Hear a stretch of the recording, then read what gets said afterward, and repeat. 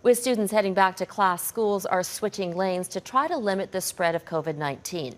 But there are concerns for those in the driver's seat. They see a potential weak link in the system, the buses that carry children to school. Mike Armstrong explains. As a bus driver, there are the problems you can see and check for. That hasn't changed. But Rob Robson's been driving a bus for a decade and says getting back behind the wheel this year has him nervous. COVID-19 isn't something you can see.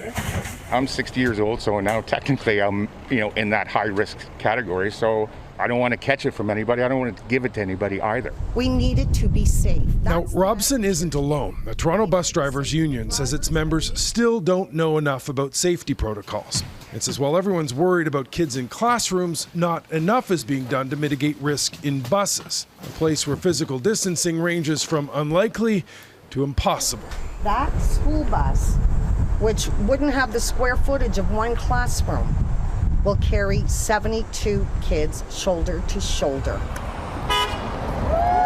Each province has different rules about busing, what's allowed and what isn't. What appears to be shared is concern. This was a recent protest about school safety in Alberta. I mean, the bus at the best of times is a bit of a cesspool.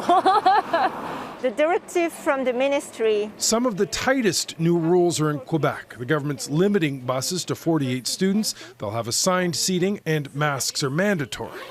There's also a new job being added to the driver's day, cleaning.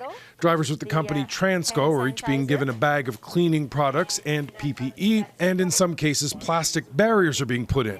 Now, that's not something allowed under Transport Canada rules in other provinces. There's a reason why a school bus is 16 times safer than a car. That's because it's been tested over and over again to be the safest possible. So you don't make changes to it? No. Now, some Quebec schools did reopen for several weeks at the end of the last school year. There was a chance to see what worked and what didn't.